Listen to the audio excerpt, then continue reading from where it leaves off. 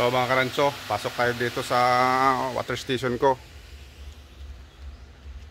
Titingnan natin ang pag-process ng tubig. Ayan. Ito ang water station ko. Ayan.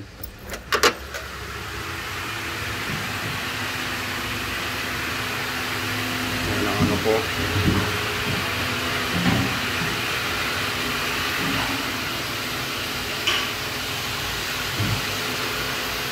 Dahil si John ang namamahala ng water station ko. Dahil siya busy siya sa ano, paglilinis. Yan. Ito dalawang tangke meron kami dito sa loob. Dito sa labas. Ayun, may customer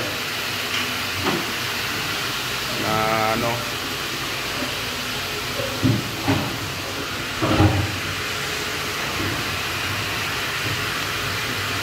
yan.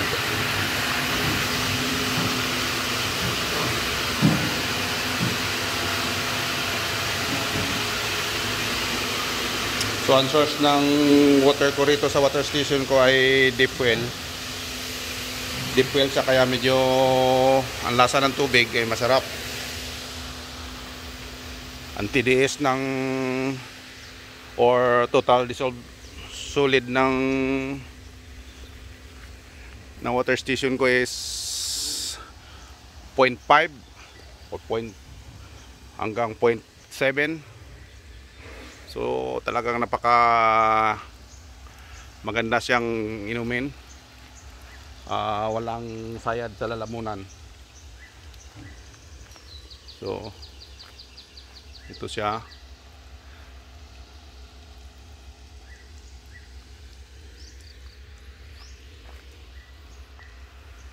Yon ang area ng Siniguelas plantation ko. Yan siya.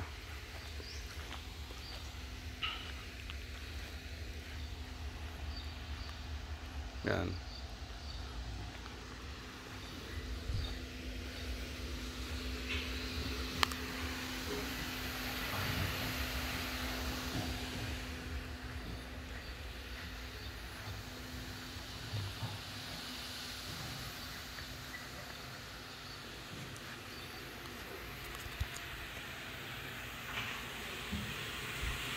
Ito ang harapan.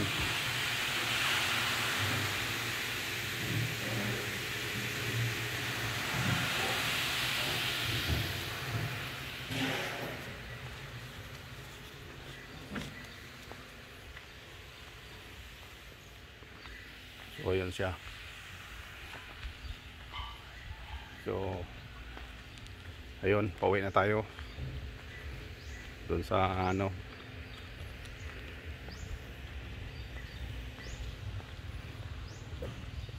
So yan mga karanso, ang plantation ko ng Siniguelas.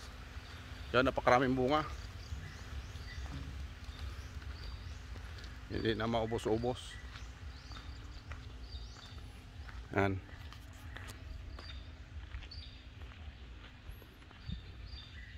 Ayun ang area na yun. Ando yung bahay ng kambing ko.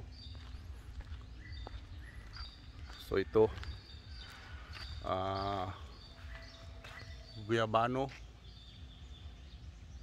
Yan. Yan.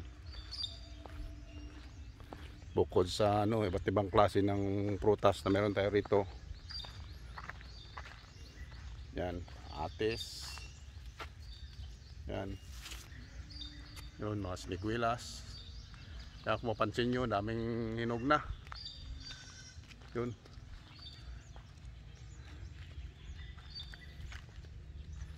Ayun. Ito naman yung mga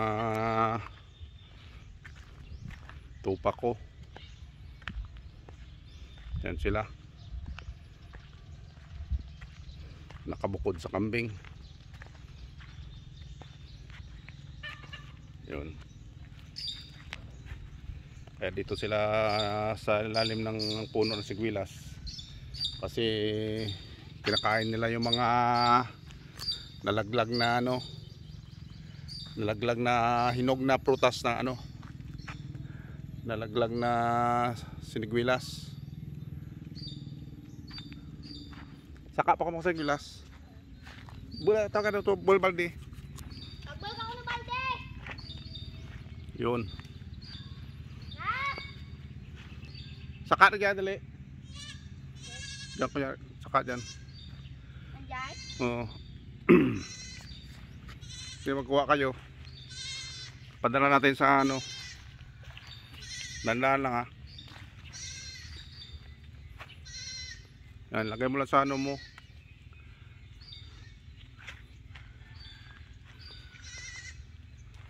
Yan.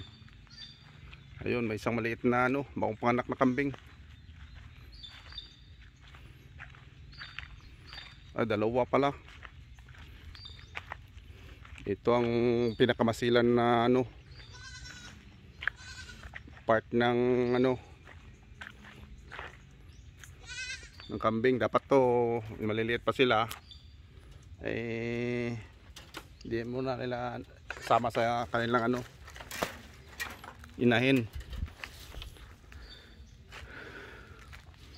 Kasi pag naisama ng inahin to sa malayo, ay hindi na makakauwi. Ayan, minsan kinakain nila ng aso. Ang ganda nila oh, mga puti. Yan, may lahi na yan ng ano ko. Yun.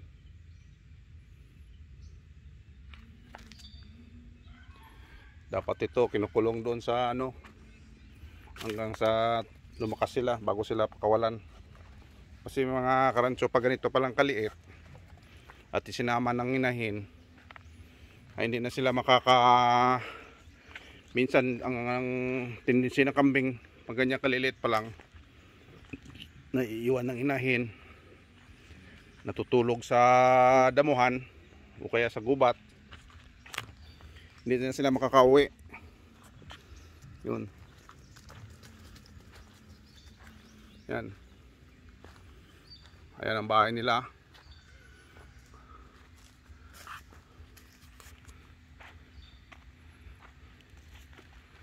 Yan ang bahay ng kambing ko. Kung mapansin nyo, ay mataas ang kanyang sahig. Yun. Nandito yung yan. Para pag dumumi sila, malalaglag ang ano, may ipon ang dumi rito. So ang ginagawa ko is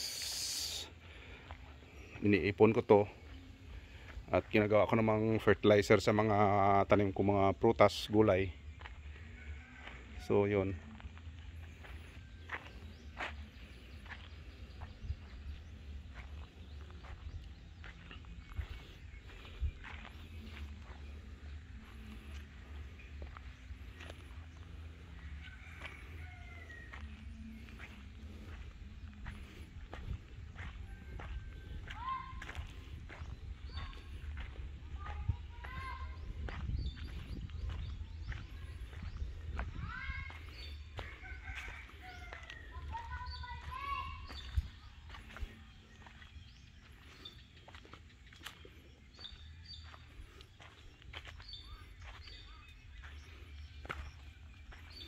Ayun pa yung ibang tupa ko. Yan, napapansin nyo, napakaraming baon ng niyog na hindi napakinabangan. Kasi nga dito, ang kinukuha lang ay ang laman. After na magkupra, sinusurog na lang yung ano, bao, which is sayang din sana. Sa ibang lugar ay hindi yan nasasayang. So ayun siya, may umakyat pa na bata, nangunguha ng ano, ng sinigwilas. Yun, Baka malaglag ka dyan ha. Wala siyang ilalagyan. Ayan, napakaraming bunga, napakaraming hinog pa sa taas. Yung partner niya ayaw nang manguha, nagsawa na, nakakakain. Ayun. Dahan-dahan ka lang dyan ha. Tama na yan, baka malaglag ka. Bukas na naman. So yan mga karanso, yan ang mga produkto natin dito sa isla. Halos lahat ng alagaing hayop ay meron tayo. Yan. Dito pasok na tayo sa entrance ng residence ko. Ayan. Yan mga alaga ko, tupa. Tsaka mga native na manok. Ayun siya. Pero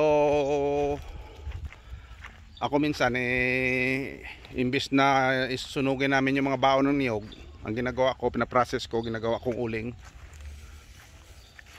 Ayun siya. Gagawin kong uling. So kung napapansin nyo, itong mga drum na to ay dito namin pinaprocess ang pag-uuling. So ito tulad nito. So napapansin nyo may buhangin. Ibig sabihin yan ay may natapos ng uling. So bukas yan. Ito na na-process namin, uling na to. Coconut charcoal. Yan. Ito mga ano na to, may mga laman pa to. Medyo pinababahaw pa. Bukas ano na namin to. Ibuhos na at saka gawin na namang ano, maglagay na naman ng uling. Ang pag-process ng paggawa ng uling ay unti-unting lagyan. Silaban mo yung pinailalim, unti-unting lagyan. Tapos, oy, namati pabuto. Kabalik ka. Tapos hanggang sa mapuno yung drum. Pag napuno yung drum, lagyan mo ng lupa sa taas, tapos isilyo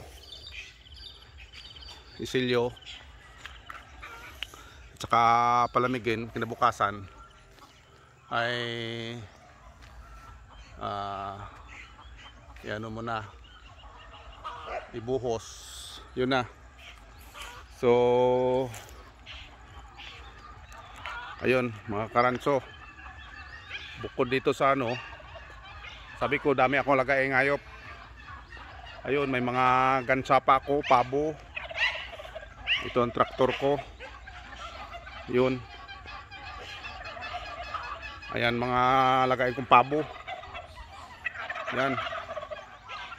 Yan. Yan yung mga native na chicken. Yun. Dito lang pati. Kabalik ka rin. Yun. Yan, nasa wild lang rin sila. Mga alaga kong pabo. Yan. Yung iba ay wala pa rito. Nandun pa. Yan sila. Yan.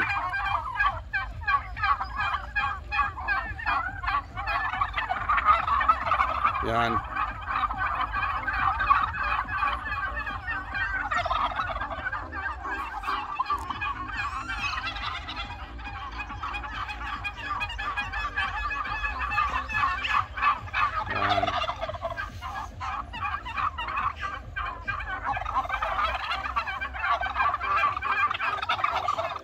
Kaya matutuwa ka dito sa pag-aalaga ng ano. Naging kahiligan ko na ito pag-aalaga ng mga livestock. Yun.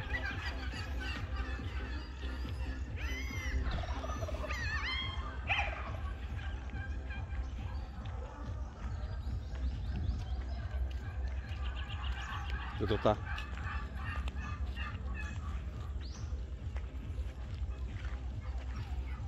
Ayun na sila. So this is our ancestral house.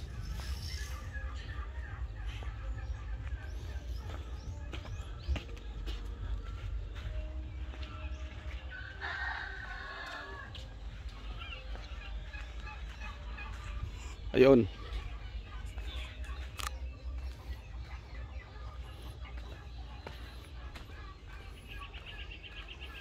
Yan yung Indian mango, napakaraming bunga. Yan, napapansin nyo, nakandahulog lang yan. Hinuhulog ng paniki. Ito yung malaking bayakan. Kaya kita nyo, mga wild chicken, yan, mga native chicken. Naka free range lang lahat yan. Yan. So, yun. Sa isang area ko, puro naman native chicken. Yun.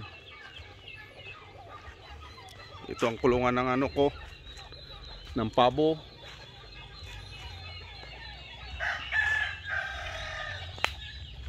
Ayan.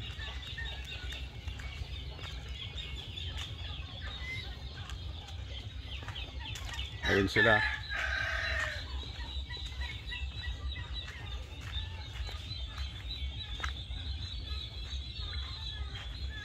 Yan, papasok na tayo rito sa sa kulungan ko ng mga sa ko ng mga pabo.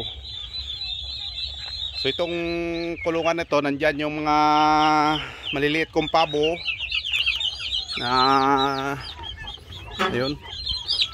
Yun. Yan. So mga sisiw. Ayan sila. Yan. Ayan. Kailang aroy. Ito, nakasama pa sa inahin. Saka iba rito. Hindi nalinisan na to. Yan. Bukas tayo lilipat natin sa isang malaking area.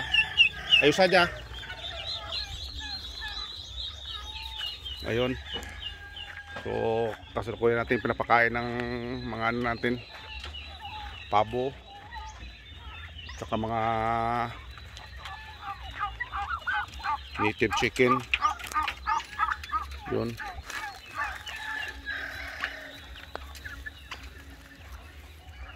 Yun.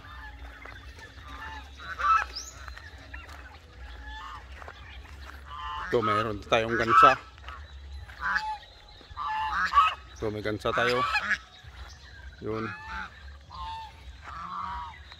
Yan.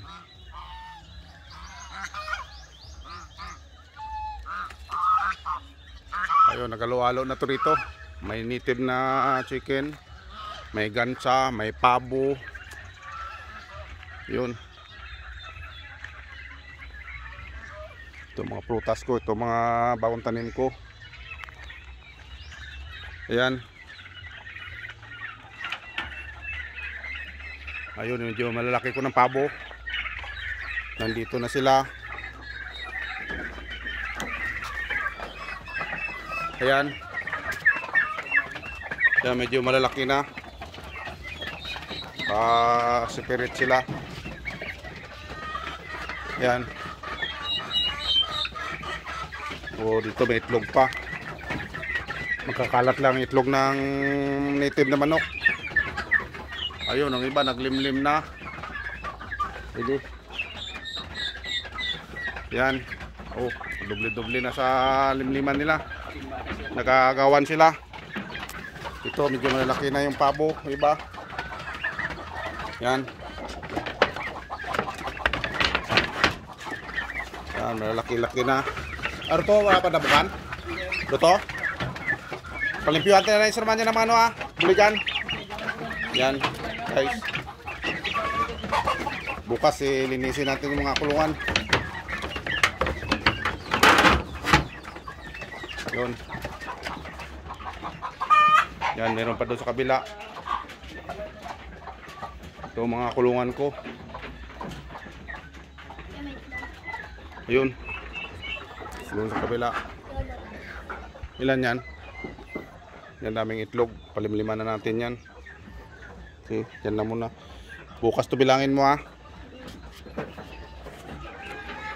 Yan.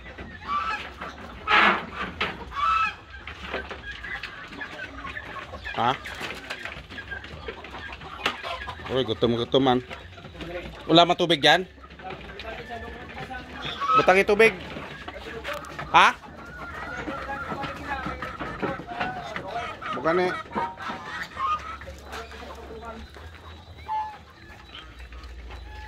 So yun guys, mga karancho, dito naman tayo sa, alam mo dito talagang medyo masipag ka lang, ay marami tayong mapagkunan ng source of income. Dito naman tayo sa mga fruits ko na tanim ko ng mga prutas. Ayan, ito mga bagong tanim ito.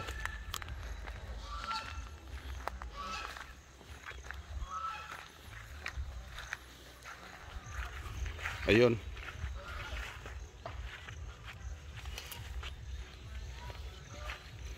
ito naman mga alaga kong kabayo. Yan.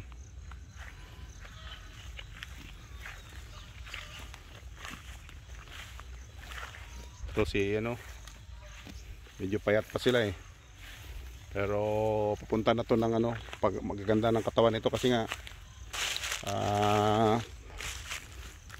ito yung mula ko. Yan, medyo payat pa.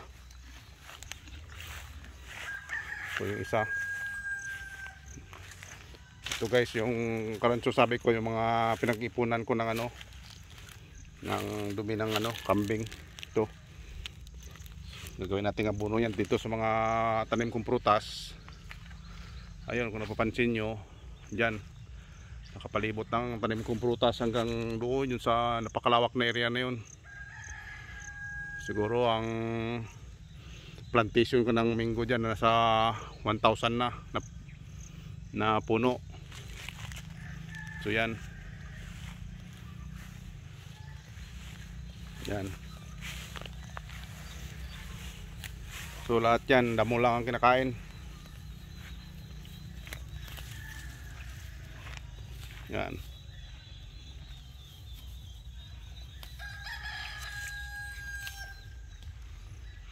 Yan.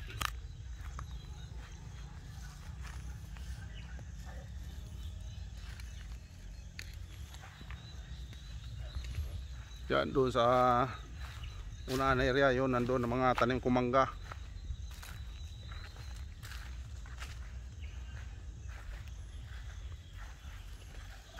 Taran.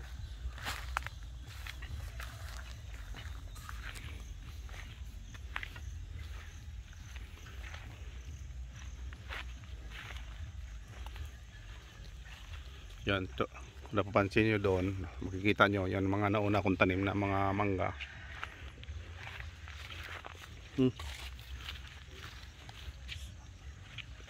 Sara natin yung gate. Sige. What? Yun.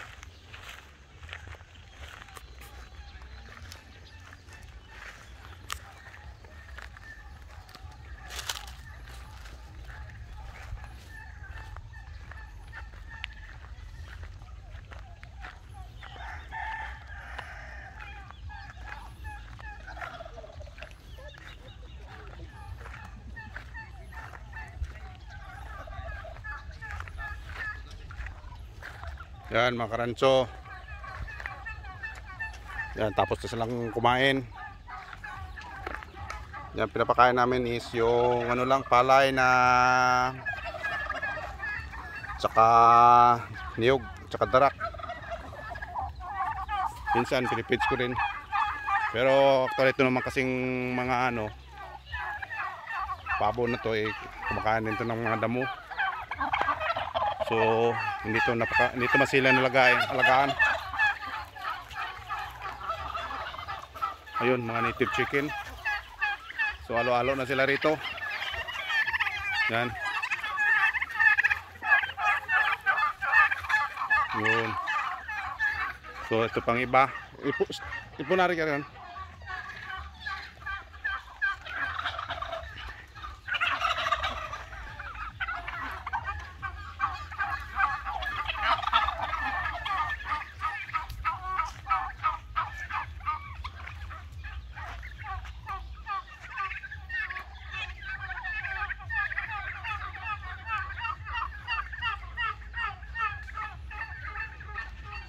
Yun.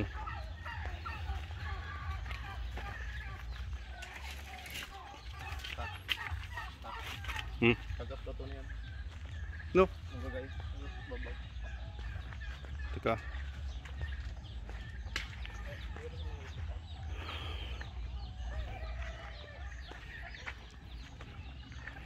Yun. Ayun, nagpapalay itong manok na to. Ito, napakaraming bunga ng atis. Yan, kung napapansin nyo, hitik ng bunga itong atis. Yan. Yan. Oh, napakaraming bunga itong atis na to. Ayun, aroy, ang kalamansi nakandahinog na. Yun oh, dami ng hinog na kalamansi. Yun. Dapat yan mapitas na kasi ang kalamansi kasabihan ng matatanda, pag nahinog daw sa puno namamatay ang puno. Dapat yan huwag pahinugin, pitasin. Yan, bukas pitasin nyo yan, yung mga hinog na kalamansi.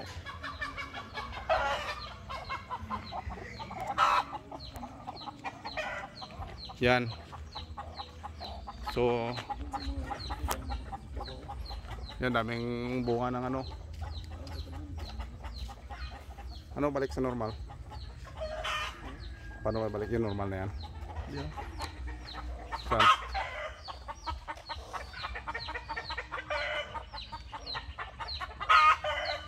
Yun.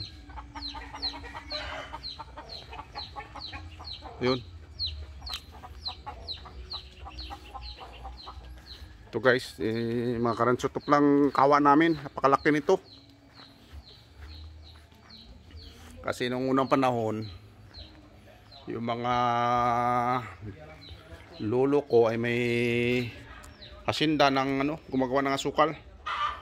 Yan, ang kawa, napakalaki. Saka yan ang tangke ng tubig namin during pa yan, Second World War. Pag-ari pa yan ng mga sundalong Amerikano. Yari siya sa aluminum. Yun. Tanda na yan, more than 100 years ng edad niyan. So yan. Yan, napakaraming bunga ng Indian Mingo. Halos hindi na ubos-ubos kung paano kainin. So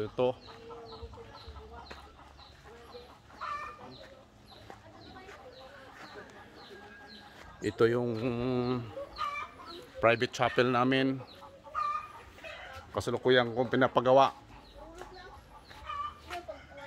Yan. Yan. Ayun siya, hindi pa natapos. Yun.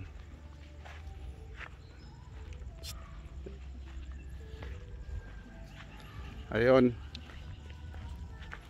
Dito tayo.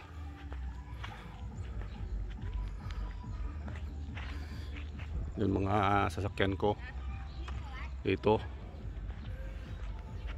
Bukod sa mga kabayo ko,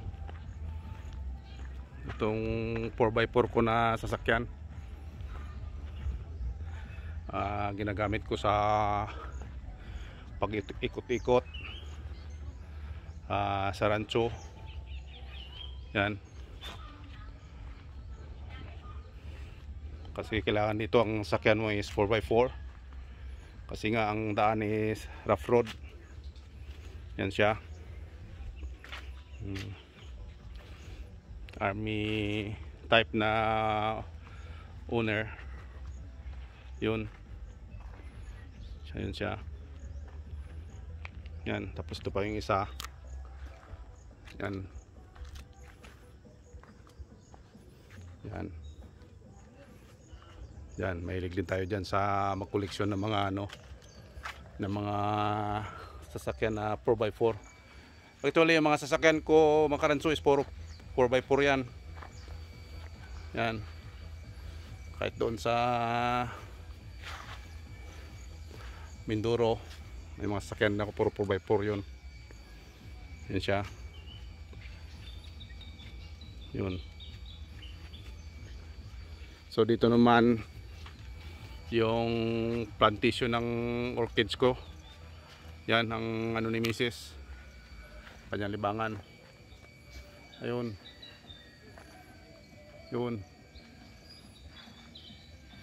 Yan. Napakarami na yan. Ayun.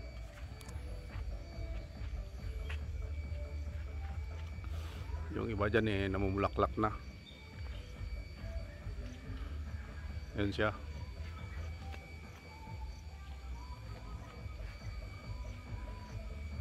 Yun.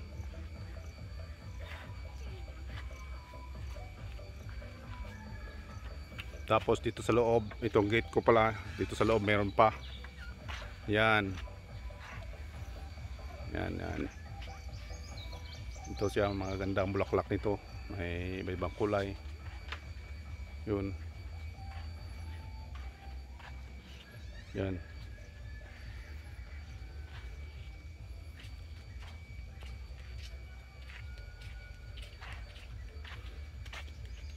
Yan, ang gaganda ng kulay. Ito siya, yung Birds of Paradise.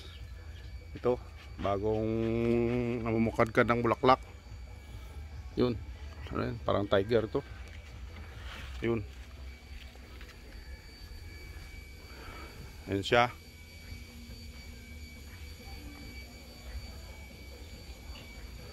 Yun. Ayun, ang mga tanim ni Mrs. na orchids. Yun.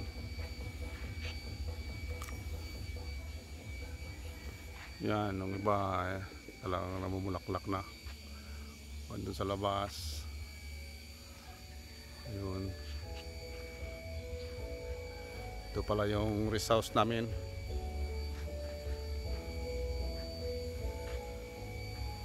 Yun.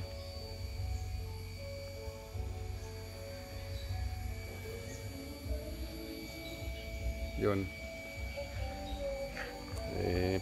Para na sa ano ka rin, tabing dagat. Kasi nga tatambakan ko ng white sand para mayroon pa yung ibang tanim ko ng mga prutas sa bandang baba. Yan.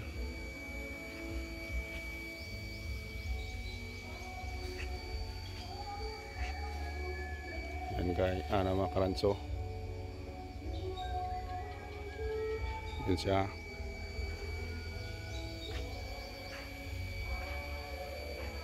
Yan sa isang malaking puno ng ano.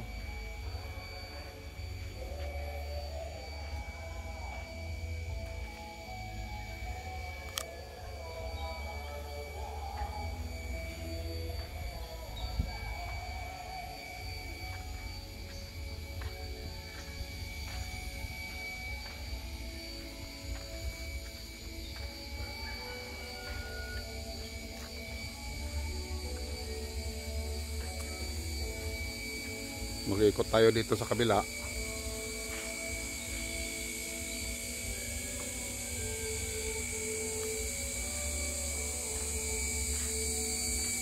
Diyan bandang ibaba niyan, may mga prutas ako diyan. Iba-ibang klase ng prutas, lansunis, may rambutan, may chico, puro grafted yan. Yan siya.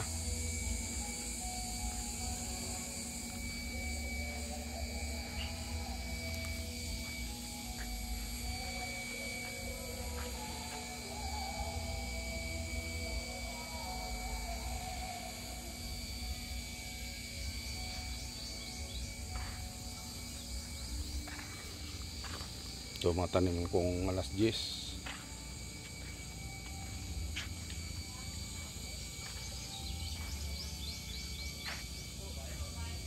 Yun siya.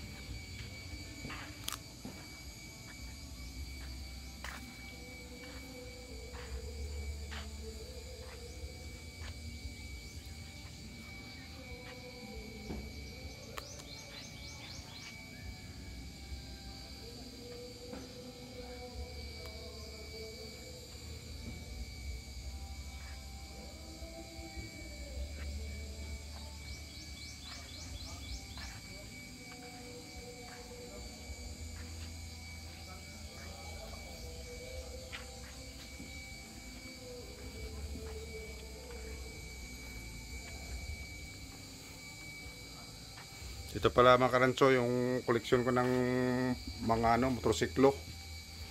Itong isa is Honda CRF.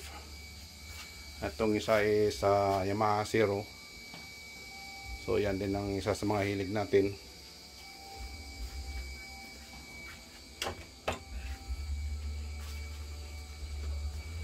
So marami tayong source ng kung anong gusto natin sakyan.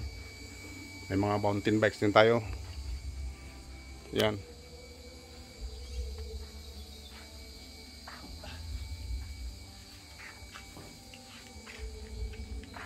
So, ganito na lang mga karanso. So, subscribe nyo ang YouTube channel ko para patuloy nyong masubaybayan ang mga susunod ko pang video na i-upload. So,